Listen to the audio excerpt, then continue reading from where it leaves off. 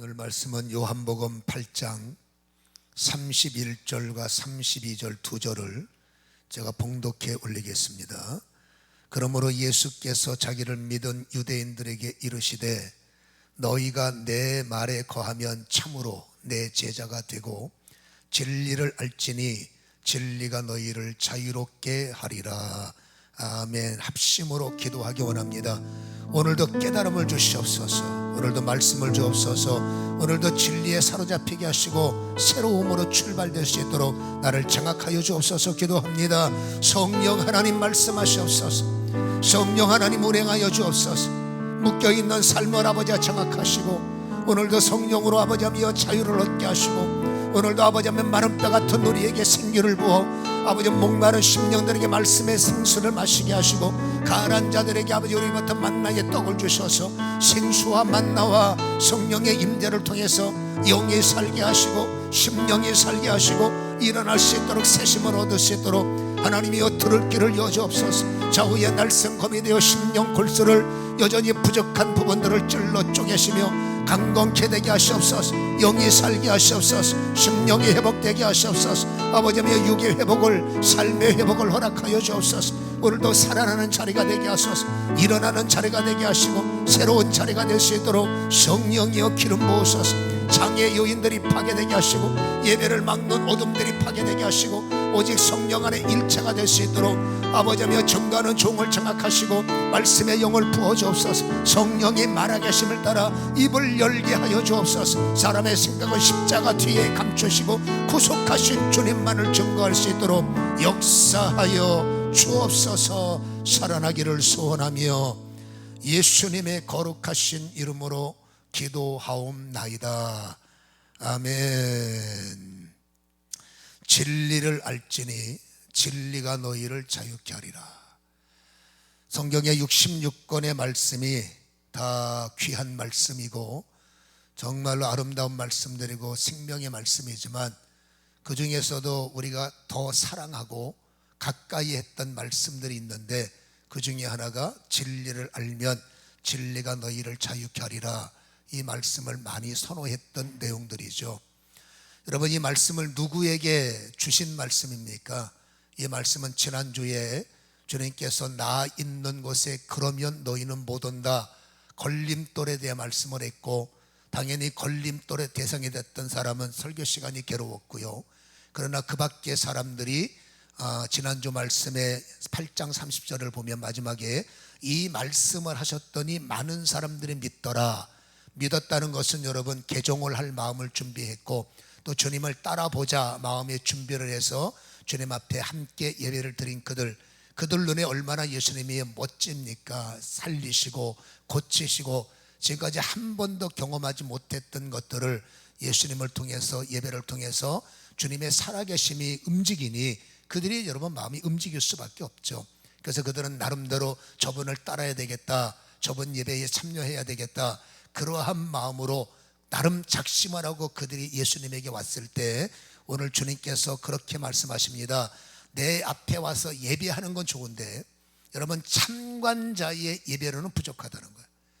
열심히 와서 눈도장 찍고 열심히 와서 예배를 드리지만 주님이 원하는 영적 예배는 우리는 알다시피 참관자로 와서 귀만 열고 가는 자가 아니라 하나님은 제자의 자리까지 와야 된다. 그거를 그들에게 요구하고 계심이 31절의 말씀이죠. 참으로 너희는 내 제자가 되어야 된다. 여러분 제자가 되어야 주님이 주시는 특권이라는 게 있어요. 아무나 주지 못합니다. 당연히 제자가 되어질 때 주님은 특권을 주시는데 여러분 특권을 손으로 만지고 특권이 내 삶 속에 일어나서 야 정말 예수 믿는 게 이런 행복이 있구나, 주님을 믿었더니 이런 은혜가 있구나, 이 하나님이 주시는 특권을 우리가 누릴 때 그 특권의 혜택이 뭡니까? 단순히 특권이 아니라 그것으로 인하여 연약했던 사람들이 반석처럼 든든해지고 단단해지는 거죠. 살아계심을 내 삶 속에 만지고 살아계심을 내 삶 속에 느낄 때마다 여러분 이론 갖고는 안 됩니다. 주님은 여러분 제자가 되어야 된다. 제자는 누굽니까? 주님을 만지고 여러분의 주님의 특권 속에서 신앙이 좌로나 우늘이나 흔들리지 않고 여러분 제자들은 순교가 가능해요. 여러분 그냥 참간자들은 어려우면 짐 싸고 떠나버립니다. 그만이죠. 그러나 제자들은 떠날 수 없는, 여러분 그 당시에는 자칫 잘못하면 순교할 수도 있고 그들이 볼 때는 헛된 죽음이 되면 안 되잖아요. 예수 믿는 것 때문에 시뻘건 불구덩이에 산 사람을 쳐놓고 살아있는 사람을 굶주린 사자굴에 던져버리고 살아있는 사람을 물속에 쳐놓고, 이게 그 당시 300년 동안 로마의 심히 자행했던 악행이란 말입니다. 그래도 여러분 제자들이 있었기 때문에 그 험난한 300년이라는 시간을 그들은 제자의 힘을 갖고, 왜냐하면 진리를 아니, 제자가 되려면 반드시 진리를 알아야 돼요. 진리를 이해하는 것 갖고 제자가 아닙니다. 진리와 연합하고 진리를 아는 사람들을 제자라고 하는데, 제자들은 절대로 타협하지 않습니다. 죽음이 올지라도 제자들은 타협하지 않습니다. 왜? 진리를 통해서 내가 본 예수, 내가 만난 예수, 내가 가본 그곳, 이것이 확정된 것이 제자이기 때문에 제자들은 타협할 수도 없고, 그런다고 여러 번 예수를 포기할 수도 없고, 그래서 그런 사람들을 히브리서 37절 9절에 뭐라고 말합니까? 이러한 사람들 옥에 쳐넣어 사자굴에 집어넣어 톱으로 켜, 그래도 절대 굴하지 않고 굳굳이 예수를 믿었던 그 사람들을, 이러한 사람들은 세상은 감당할 수가 없는 사람들, 제자들은 세상이 감당이 안 됩니다. 아무리 위협을 하고 폭력을 쓰고 불혜택을 주어도 여러분 그들은 굳굳이 내가 만난 진리를 아니 도리가 없는 거예요. 그래서 제자는 누굴까요? 바로 진리를 아는 자다. 그래서 제자가 되려면 반드시 우리는 진리를 알아야 되는데, 여러분 진리가 무엇입니까? 라고 질문하면 우리는 쉽게 진리는 이겁니다 라고 대답을 할 수가 있어요. 그러나 우리는 이 진리에 대해서 다시 한번 내가 알고 있는 것, 혹시 모르고 있는 것, 혹시 잊고 있는 것들을 다시 한번 되짚는 시간이 되었으면 좋겠고, 내가 저 부분을 놓치고 있었구나, 그것을 다시 한번 회복하는 시간이 되었으면 좋겠습니다. 진리가 무엇입니까? 제일 먼저 나오는 답은 진리는 예수입니다. 왜냐하면 요한복음 14장 6절에 예수께서 친히 이르시되 내가 곧 길이고 내가 진리고 내가 생명이다, 이렇게 말씀을 하셨기 때문에 당연히 예수님은 진리의 시작이세요. 그리고 진리를 완성하셨고 진리를 마치신 분이 바로 예수님이기 때문에 바로 진리는 예수다, 이거는 다 알고 있죠. 그리고 그 진리 되시는 예수님은 말씀이란 말입니다. 요한복음 1장 1절에 그분이 말씀 됐음을 우리에게 보여주고 있고, 우리는 요한복음을 강론해 왔기 때문에 이미 그 내용은 우리가 다 믿음으로 받아들인 상태죠. 그러니까 예수는 말씀이신데 이 말씀 되신 예수가 진리란 말입니다. 그래서 예수님은 진리의 말씀이죠. 그러니까 우리는 예수를 믿는 순간에 진리의 말씀을 따르는, 진리의 말씀으로 분별하는 사람들이라는 얘기예요. 그래서 디모데후서 2장 15절에 보면 너는 진리의 말씀을 옳게 분별하여, 중요한 말이에요, 부끄러울 것이 없는 제자로, 인정된 자로 자신을 하나님 앞에 드리기를 심쓰라. 일꾼은 제자를 말하니까. 여러분 진리의 말씀이 왜 중요하냐면 이 진리의 말씀으로 제자들은 삶을 조명해야 돼요. 여러분 이 진리의 말씀으로 내 삶을 조명해서 내가 선하게 살고 있는가, 내가 그렇지 못하고 살고 있는가, 내가 지금 잘하고 있는가 못하고 있는가, 지금 내 생각하는 게 맞는 거야? 내 생각이 아닙니다. 내 생각의 진리를 조명해서 내가 지금 맞는 생각을 하고 내가 지금 바른 말을 하고 있는 거야? 내가 지금 똑바로 가고 있는 거야? 내가 지금 잘 살고 있는 거야? 여러분 내가 살아왔던 경험 때문에 나는 속이 상하는 거예요. 내가 알고 있던 방식 때문에 지금 나는 여러분 어려움을 당하고 있습니다. 그러니까 다시 한번 제자가 될 때까지는 그렇게 시달리고 살고 그것이 꼭 잘한 것처럼 여기고 살 수 있으나, 여러분 제자는 이제는 삶이 달라지는 거예요. 내 방식이 아니라 진리의 말씀이 내가 살아갈 길이요, 내가 열어야 할 문이요, 내가 서 있을 자리이기 때문에 이제 나의 제자는 분별이 달라집니다. 다시 말합니다. 사회적 통념, 사람들이 살았던 방식, 여러분 그것은 참고서입니다. 어떤 것들은 그게 필요하기 때문에. 그러나 우리의 삶에 지렛대가 있습니다. 조명이 있습니다. 그것이 뭐냐면 진리의 말씀이에요. 이제부터 진리의 말씀으로 나를 조명해야 됩니다. 그래서 내 말이 반듯한가, 내가 올바르게 생각하고 있는가, 내가 똑바로 살고 있는가, 이것을 진리의 말씀으로 분별하는 것이 제자다라고 말씀하시기 때문에 우리는 이 말씀을 깊게 생각해 볼 필요가 있다라는 거죠. 여러분, 진리는 예수지만 이 진리라는 단어를 해석하면 진리는 엘리데이아, 신학에서 가장 많이 쓰이는 단어가 엘리데이아라는 단어예요. 여러분, 이 엘리데이아라는 단어를 그냥 엘리데이아로만 번역하면 신뢰가 되는 것이고 바른 것이 되는 거죠. 그러나 이 엘리데이아를 우리가 사용하려면 이 엘리데이아는 이것에 반대되는 용어예요. 그래서 이것 때문에 엘리데이아가 있는 거예요. 그러니까 이것을 이기려면 반드시 엘리데이아가 필요한데, 이 엘리데이아는 뭡니까? 바로 이것의 반대 용어인데, 이것은 뭐냐면 바로 푸시오도스라는 단어예요. 이 푸시오도스를 대항하기 위해서 엘리데이아가 있는 건데, 이 푸시오도스라는 단어는 뭐냐? 해석하면 거짓입니다. 여러분, 이 거짓 때문에 인간은 망가지기 시작했어요. 거짓된 진리, 거짓된 유혹, 거짓된 것을 가지고 인간들을 여러분 유혹했기 때문에 인간은 거짓이 어느 순간부터 참이 돼버렸어. 여러분, 거짓된 삶을 하나님의 진리로 볼 땐 그건 거짓이에요. 그래서 엘리데이아는 번역하면, 단어 번역은 여러분 신뢰 뭐 이런 것도 됩니다만은, 자, 엘리데이아의 핵심이 중요한 것은 거짓을 대항하기 위해서 오신 말씀이기 때문에 이 엘리데이아를 번역하면 참이 되는 겁니다. 거짓의 반대인 참. 그래서 여러분, 진리는 참인 거예요.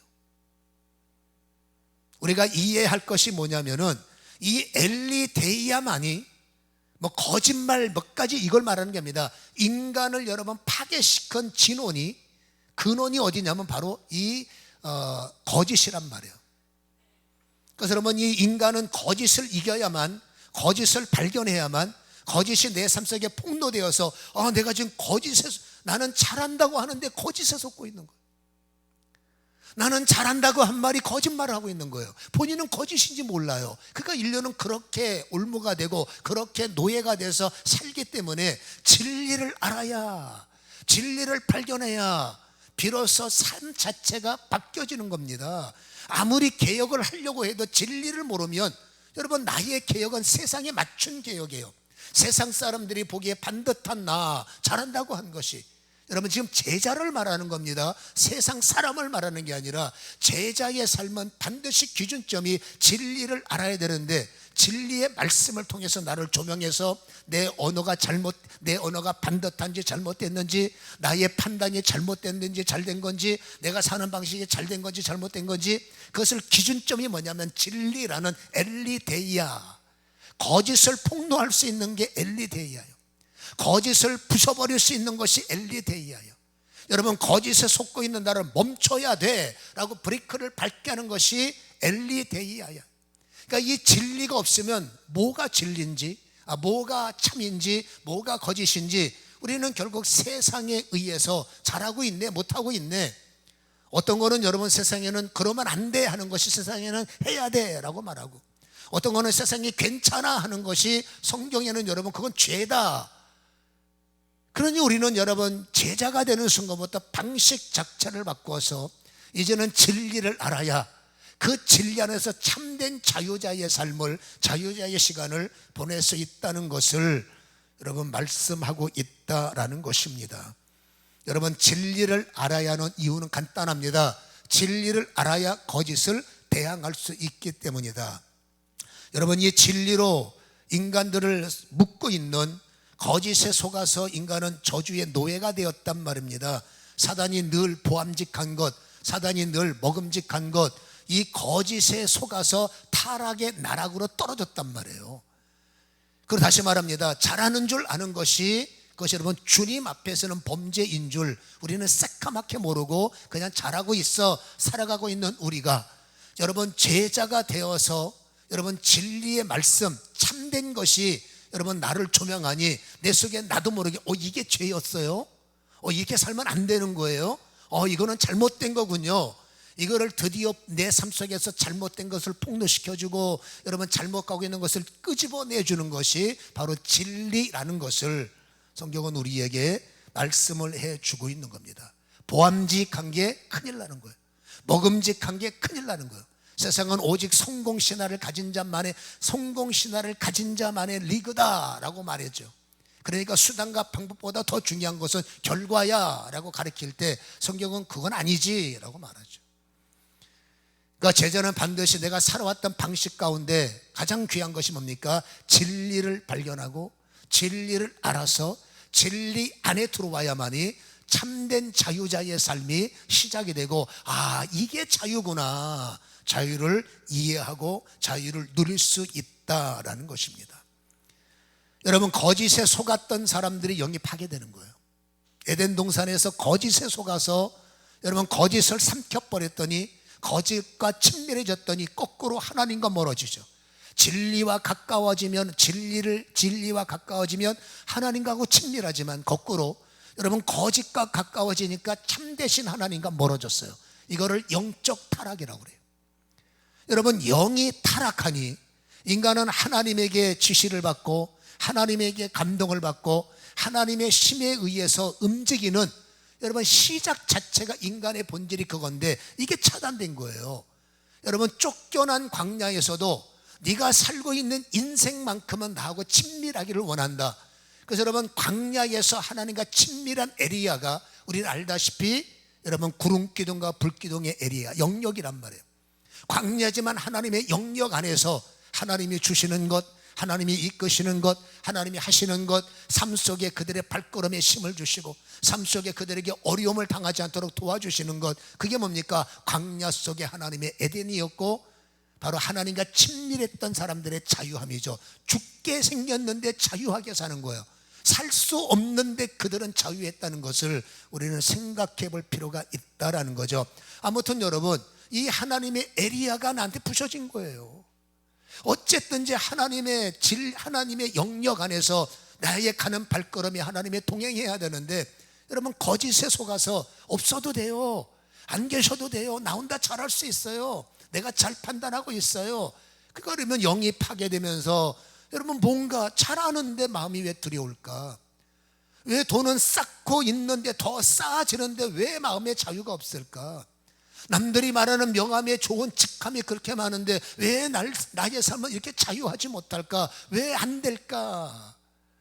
이거 많은 사람들의 좋은 점 뒤에 세상에 볼 때 성공했네 그 뒷면을 열어보면 우울한 면이 많습니다. 그래서 하나님과 거리가 멀어진 사람들, 영이 타락한 사람들은 여러분 웃고 있지만 그 속내는 항상 우울하고 웃는 것 같고 자신만만하지만 외식이죠. 그 안에는 항상 두려움과 여러분 자기 스스로 모르는 분노와 여러분 고통 속에 사는 혼의 파괴가 이루어지고 있어요. 여러분 영혼이 파괴되면 육이 망가지는 건 시간 문제 아니겠습니까? 뼈가 상하든 약을 먹어야 잠을 자든 여러분 불안해서 견딜 수가 없든 그래서 여러분 끝없이 이게 무슨 문제나 병원에 가서 여러분 진단 먹고 약이 끊어지지 않는 여러분 이런 육체적 질병의 노예로 진리가 파손된 사람들은 살아갈 수밖에 없고 당연히 그 삶은 광야의 연속일 수밖에 없음을 우리는 알 수가 있는 거예요. 이렇게 영혼육 환경이 파괴됐을 때 성경은 말합니다. 진리를 와라. 진리를 알면 진리가 너의 거짓을 파괴할 것이고 진리를 알면 너의 거짓된 길을 차단할 것이고 진리를 알면 네 삶을 발견하게 될 거야. 스스로 누가 깨우쳐서 너 그거 잘못된 거야, 이게 솔직히 기분 나쁜 겁니다. 내 스스로 진리 안에 들어오면 내 삶에 거짓이 폭로가 되는 겁니다. 주님께서 폭로시킵니다. 이게 잘못된 거네, 내가 이러면 안 되네. 스스로 알기 때문에 이제는 여러분 노예로 살았던 방식을 끊어내고 이제 자유인으로서 하나님에서는 참된 자유인으로서 여러분 진짜 자유의 시간을 누릴 수 있는 거예요.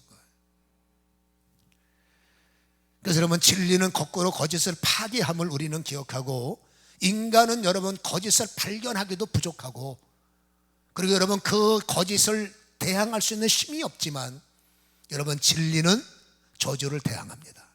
진리는 거짓을 대항합니다. 진리만이 그 거짓을 파괴할 수 있기 때문에 우리는 여러분 유일한 힘인 진리와 가까이 하시고, 여러분 진리를 가까이 할수록 저주는 자동적으로 멀어지게 됐어요. 예수의 이름으로 명하노니 저주야 떠나가라, 그 말 하지 않아도 내 삶이 진리를 알고 진리 속에 들어가서 진리와 가까워질수록 저주는 떠나가게끔 되어 있는 겁니다.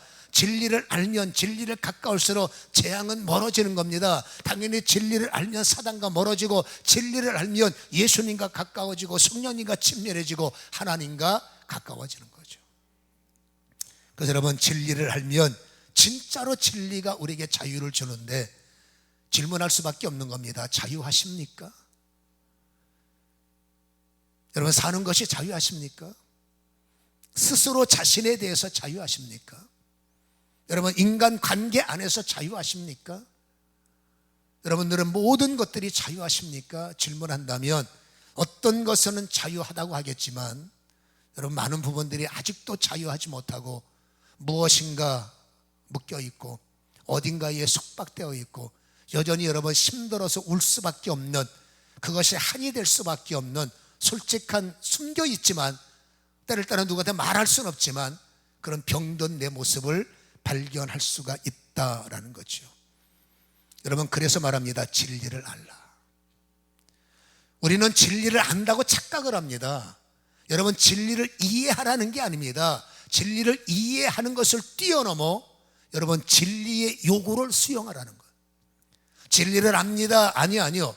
진리를 내가 알고 있는 방식으로 이해하는 것이 아니라 진리의 요구, 진리가 진리를 요구하는 것이 있어요. 그 요구하는 것을 충분히 받아들이라. 자, 무엇을 요구하고 있습니까? 먼저는 요한복음 15장 5절에 포도나무의 비유를 요구하고 있는 거예요.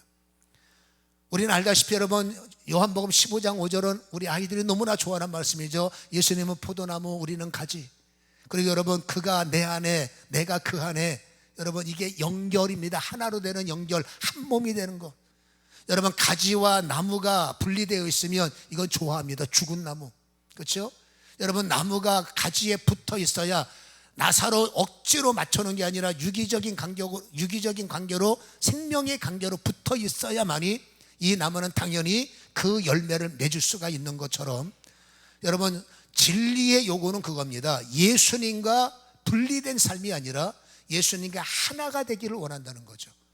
여러분, 예수나무와 진리나무와 내가 하나로 접붙임을 받아야 완벽하게 예수를 이해하는 걸 뛰어넘어 이제 그분을 나의 구주로 영접하고, 이제 그분을 나의 삶의 주인공으로 완벽하게 내 안에 모셔서 그분과 나는 하나가 되는 삶, 이것이 바로 포도나무의 요구라는 겁니다. 그냥 나는 말씀 알아요, 몇 장 몇 절 알아요, 설교 들을 때 저거 내가 아는 말씀이에요. 여러분, 이해가 안 된다니까요. 이해가 됐으면 그 말씀과 연합하라는 거예요. 그 진리의 말씀과 완벽하게 하나로 접붙임을 받아 그 말씀이 원하는 언어, 그 말씀이 원하는 생각, 그 말씀이 원하는 행동, 그 말씀이 원하는 삶이 내 삶을 통해서 나타나는 것, 그것이 바로 진리, 제자의 모습임을 성경은 말씀을 해주고 있다라는 거죠. 그러기 위해서는 여러분, 마리아의 알매 요구를 우리는 수용해야 돼요. 여러분, 천사가 와서 마리아에게 끔찍한 이야기를 했습니다. 너 처녀지만 너 임신할 거다. 여러분, 그 당시는 충격적인 사형 선고나 마찬가지임을 원래 알지 않습니까? 어떻게 처녀가 여러분 임신을 합니까? 큰일 나는 거죠. 그때 마리아가 놀래서 누가복음 1장 34절에 천사에게 말을 합니다. 나는 남자를 알지 못하니, 남자 약혼녀는 있지만 손도 잡아본 적도 없고, 어떻게 내가 남자를 알지 못하는데 한 몸이 돼본 적이 없는데 어찌 이렇게 이런 일이 있단 말입니까? 이게 말이 안 됩니다. 여기서 진리의 요구는 뭐냐면, 마리아가 한 몸이 되는 것, 알지 못한다. 요거는 기노스코라는 말, 제가 자주 반복하지 않습니까? 헬라어로는 기노스코요, 시브리 말로는 야다란 말이에요. 이것이 뭡니까? 남남으로 있던 남녀가 한 몸이 되는 것. 여러분, 한 집에 살면서도 한 몸이어야 돼요. 떨어져 있어서도 한 몸이야. 생각이 하나, 마음이 하나. 그게 진정한 사랑 아니겠습니까? 그래서 여러분, 부부는 한 몸이 되는 겁니다. 너는 너고 나는 나야. 이건 부부가 아니에요. 나는 내 삶을 살고 당신은 당신이 알아서 해. 이건 이미 끝난 거예요. 여러분, 부부는 뭡니까? 한 몸이에요. 마음도 하나요, 생각도 하나요, 행동도 하나요. 한 몸. 이게 바로 기노스코라는 거예요.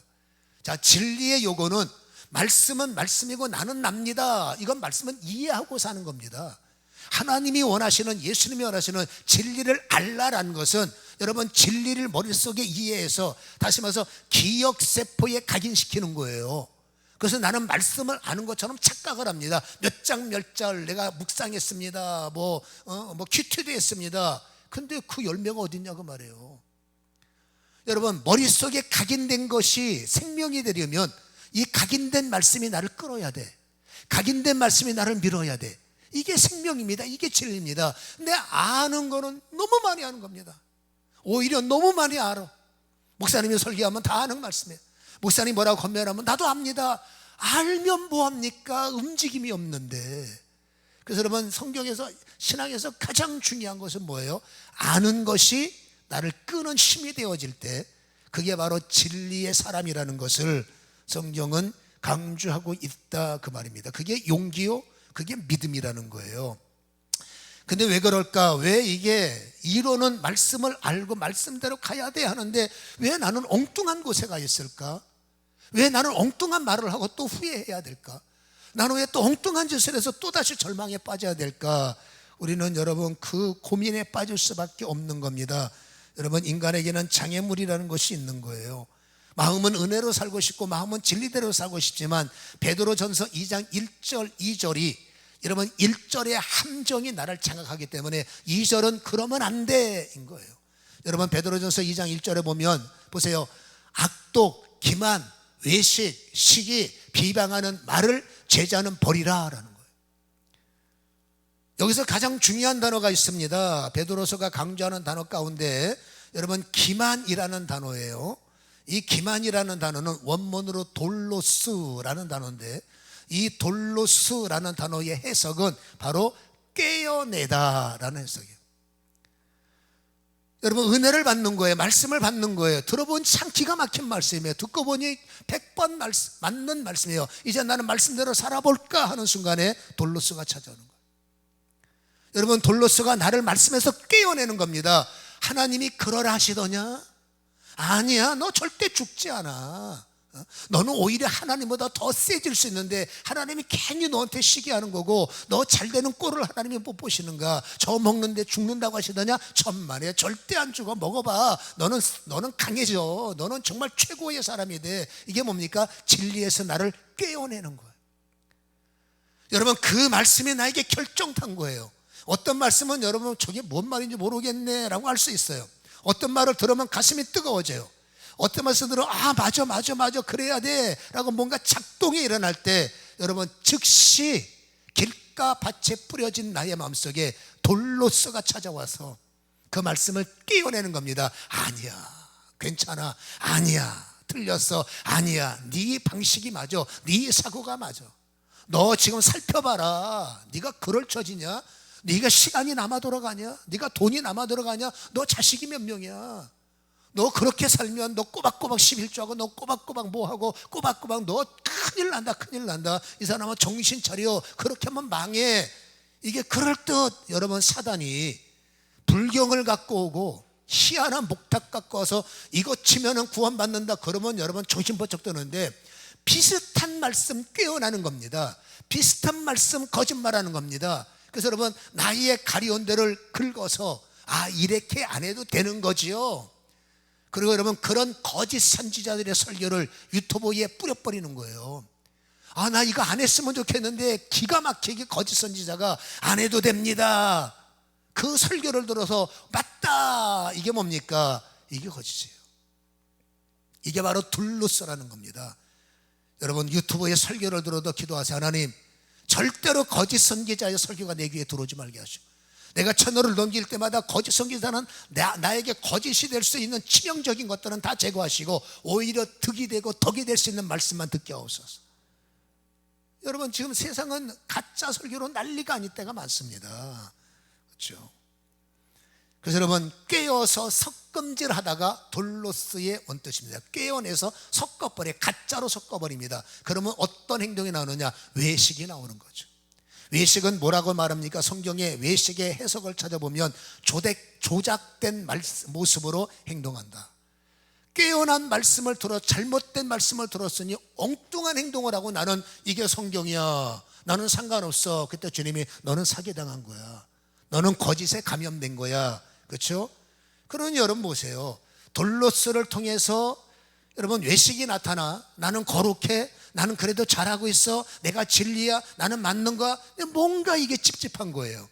그때 나타나는 것이 험담이 나타나는 겁니다. 비방은 험담입니다. 꾸시렁꾸시렁. 꼭 저래야 되나, 그래야 되나, 꼭 저런 설교해야 되나, 저런 설교해야 되느냐.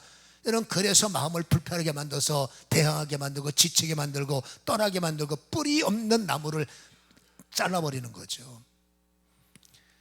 그래서 여러분, 철저하게 자신을 점검을 해야 됨을 우리는 기억하셔야 되고, 여러분, 진리의 요구는 접붙임을 받는 것이고, 진리의 요구는 여러분 하나님의 말씀 안에 들어가는 건데, 들어가려고 하면 꼭 이렇게 이상한 행동, 이상한 것들이 나를 쳐서 여러분 넘어뜨릴 확률이 있다는 거죠. 그때 주님이 말합니다. 그러니까 순진한 아이가 되라. 자꾸 말씀을 받을 때 이상한 생각을 끄집어내서 합리화시키려고 하지 말고, 내 생각이 맞는 말씀이 어디 있을까 합리화시키지 말고, 말씀이 너를 찔렀을 때 그 말씀 앞에서 철저하게 어린 아이가 되라가 다음 절 말씀이죠. 1절 다음이 2절이죠. 갓난 아이들 같이 순전하고 신령한 저들을 사모하라. 이는 그로 말미암아 너희로 구원에 이르도록 그래야 너는 자라난다. 제자는 영이 자라야 돼요. 생각이 자라야 됩니다. 그러면 제자는 여러분 말씀 앞에서만큼만, 여러분 첫 번째 받은 말씀은 틀림없이 성령의 음성입니다. 저희가 예언 훈련할 때 여러분 우리는 그런 훈련을 받아요. 첫 번째 하나님의 말씀, 첫 번째 하나님의 감동을 주시면 이게 뭔가 맞는 것 같기도 틀린 것 같기도 하고, 내가 저번에 숟가락을 다 하는데 어떻게 이런 말씀을 나한테 할까, 이건 잘못된 거 아니야. 그러면 틀림없이 두 번째 거꾸로 된 여러분 예언이 와요. 그럼 100% 귀신이 주는 거예요. 여러분 첫 번째는 하나님이요, 두 번째, 그러니까는 기도할 때 하나님이 감동을 주셔서, 이거는 이제 잘 아셔야 돼요. 내가 기도하는데 하나님이 감동을 주셔서 A라는 감동을 주셨어. 아닌 것 같아. 여러분 그게 불순종이에요. 하나님이 A라는 말씀에 아직 확신이 없다. 그러면 안 되죠. 내가 하나님을 향해서 정확하게 기도한다면 이 말씀에 대한 반응이 하나님이 주신 거야라는 어린 아이 같은 확신을 가져야 되는데, 혹시 아니면 어떻게 라는 의심을 품을 때 사단은 즉각적으로 받은 말씀을 뒤집어 버리는 거꾸로 된 감동을 주십니다. 그 나중에는 그 감동과 진짜 감동이 헷갈려 갖고 뭔지 모르고 헤매다가 거짓에 빠져버리는 거예요. 여러분 이 원리는 잊지 마세요. 기도할 때 받은 첫 번째 감동은 하나님의 작품이고, 이게 이상하다라고 뭔가 의심해서 두 번째 그 말씀을 뒤집는 말씀은 100% 여러분 사단이 주는 것이다 라는 것을 여러분들은 기억하시기를 바랍니다. 그래서 우리는 첫 번째 주시는 말씀에 반응하는 훈련, 주님 말이죠. 자꾸 잔머리 굴리지 말고, 너 힘들다고 이상한 생각하지 말고, 말씀이 너를 때릴 때 여러분 어린아이가 돼. 순전하게, 그러면 그런가 보다 말씀에 대해서 말합니다. 주님이 말씀 무슨 말씀이라고요? 참된 말씀이잖아. 여러분 진리의 말씀을 받을 때 이해하고 그 말씀에 순전한 어린아이처럼 따라가면 너는 그만큼 영이 자라난다. 이것을 우리에게 말씀하고 계심을 기억하시기를 축원합니다. 여러분 제자라는 말을 원문은 마데우스라고 말합니다. 이 마데우스의 해석은 배우는 자예요. 그러니까 제자는 누굽니까? 자꾸 배워야 되는 겁니다. 뭘 배워? 세상적 경험이 아니라, 목사의 간증이 아니라, 어떤 사람의 여러분 자랑이 아니라, 여러분 마데우스는 오직 진리만. 남의 간증 여러분 참고서지 그게 진리가 아닙니다. 우리는 오직 제자들은 오직 참된, 오직 여러분 진리의 말씀만 관심 갖고, 어린아이처럼 뭔가 내 생각과 아닌 것 같지만 아닌 게 거짓일 확률이 있으니, 말씀이 그렇다면 어린아이들은 이해하고 말씀을 따라가는 것, 배우려고 하는 자세가 바로 마데우스임을 우리에게 말씀해 주고 있는 거죠. 그래서 여러분 이 마데우스를 통해서 배우려고 하고 이제 은혜를 받으려고 할 때 반드시 일어나야 하는 것이 완벽한 체험의 요구, 두 번째 완벽한 사로잡힘의 요구. 이 요구가 우리 삶 속 신앙에서 반드시 일어나야 돼요. 여러분, 이 요구가 무엇을 말하냐면, 여러분 누가복음 19장 3절과 9절에 보면 여러분 예수님을 만나고 싶어하는 삭개오가 있었어요. 근데 환경에는 장애물이 많아서 예수를 만나고 싶어도 만날 수가 없는 겁니다. 그러면 여러분 우리의 생각에는 나는 최선을 다했는데 못 만나니 됐지 뭐, 다음에 만나도 되지 뭐, 그렇지, 오늘이 은혜가 안 되면 다른 날 받으면 되지, 오늘 해결 안 되면 다른 날 하면 되지. 여러분 이게 자칫 잘못하면 거짓말일 수가 있다는 거예요.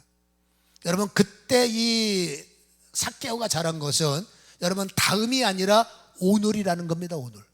그래서 어떻게 하면 포기가 아니라 아니야 나는 무슨 일이 있어도 오늘 은혜 받아야 돼, 나는 무슨 일이 있어도 오늘 주님을 만나야 돼. 여러분 고민할 때 방법이 생긴다는 거예요. 전혀 길이 없지만 성경에 참된 진리가 뭐랍니까? 내가 길이다. 길이 없어도 나를 만나려고 하면, 방법이 없어도 나를 찾으려고 하면 주님은 그 찾는 자에게 길이 되어주시고 그 만나려고 하는 자에게 방법이 되어주시고, 없으면 여러분 야곱의 사닥다리를 내려서라도 그게 하나님의 역사 아니겠어요? 그러니까 문득 삭개오에게 뽕나무가 보이는 겁니다.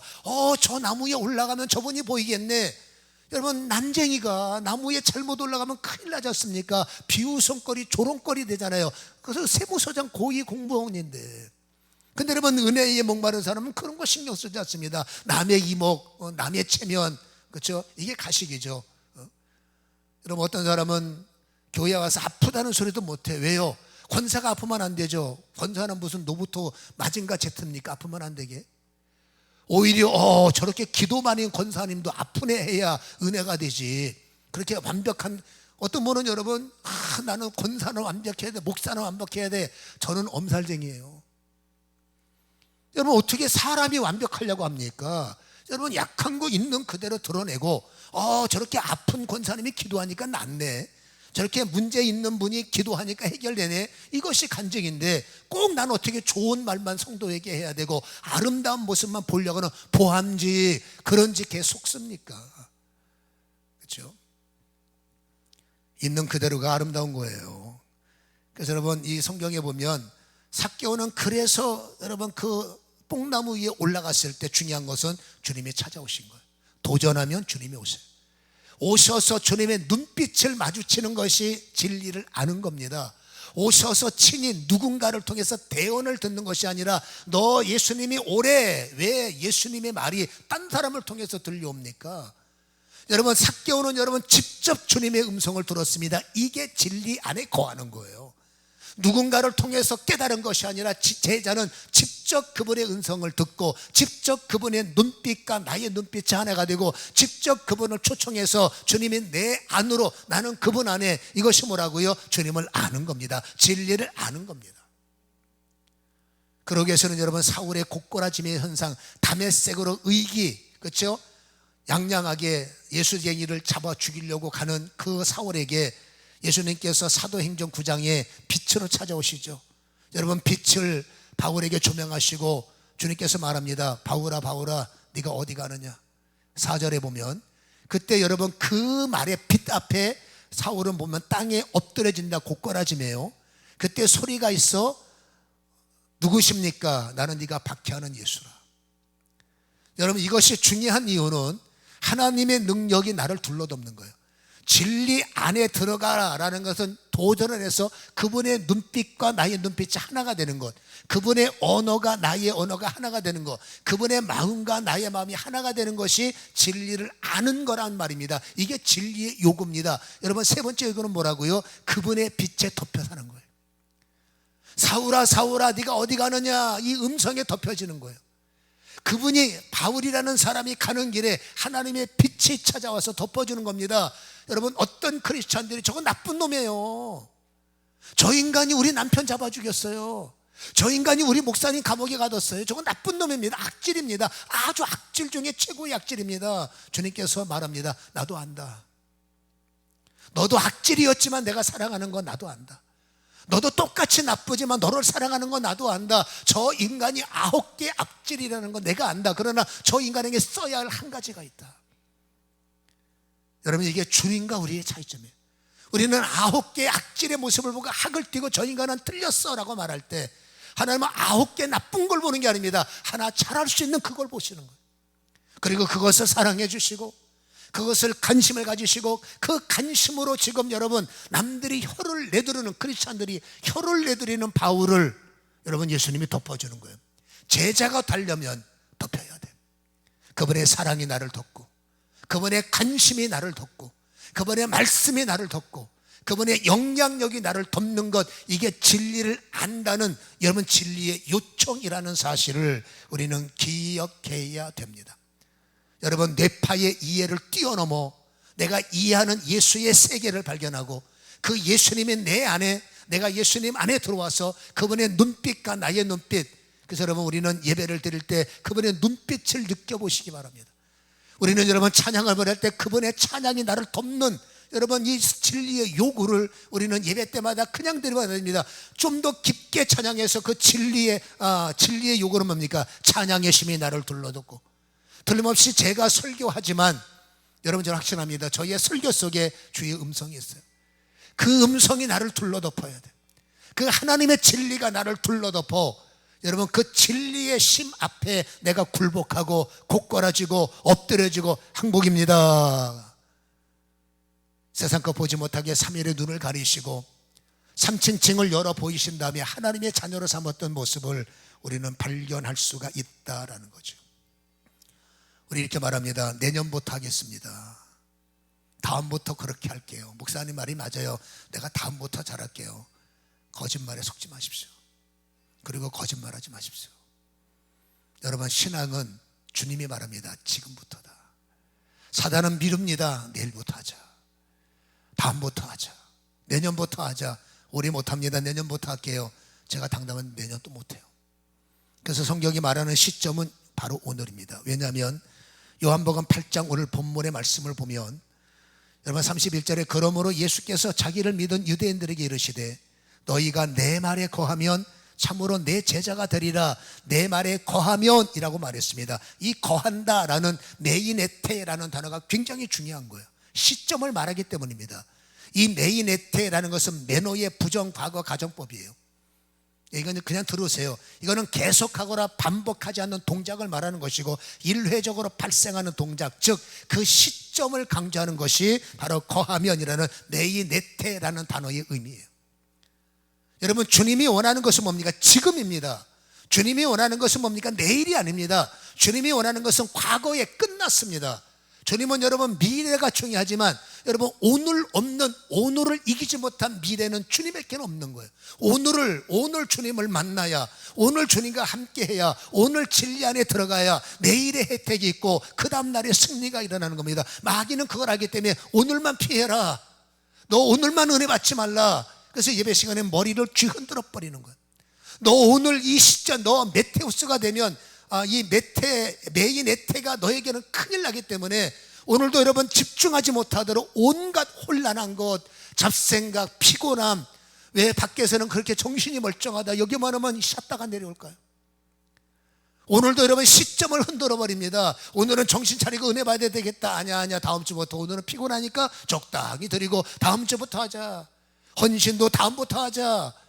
여러분, 성경이 말하는 그건 거짓이다. 주님이 원하는 시점은 여러분, 나옵니다. 지금 당장. 은혜는 지금 받아요. 지금이 구원의 날이요, 은혜에 따르는 겁니다. 여러분, 속지 마십시오. 거짓에 사기당하지 마십시오. 다음부터 잘하자, 다음 주부터. 아닙니다. 오늘입니다. 어떨 때는 여러분, 피곤해서 설교를 적당히 준비하고 다음 주부터 잘해야지. 여러분, 저도 그렇게 거짓이 수없이 찾아올 때 뭐 한두 번 속았겠습니까? 이게 견딜 수가 없는 겁니다. 죄송스러워서. 성도들이 은혜 받고 안 받고 모르겠어요. 그러나 제 마음이 죄송한 겁니다. 최선을 다해야 되는데, 그렇죠? 제자는 여러분, 미루는 게 아닙니다. 힘들어도 밤을 새서라도 눈을 쳐서라도 내 마음을 때려서라도 해내고야 마는 거예요. 그게 제자예요.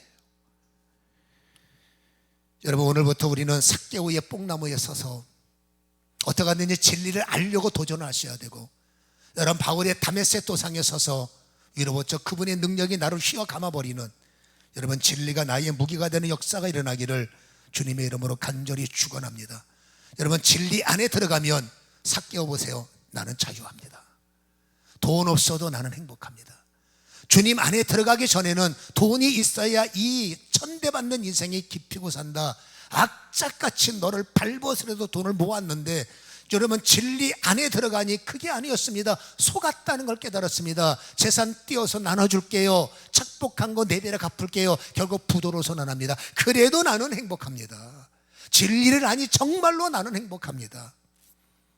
여러분, 수가성 여인이 진리를 몰랐어요. 진리를 모르기 전에는 남편들을 통해서 위로받으려고 했고, 저주 같은 인간들과 담쌓고 너희들 다시는 안 볼 거야. 그게 자유가 아닙니다. 나는 저 인간들 안 보는 게 나는 자유야. 속는 겁니다.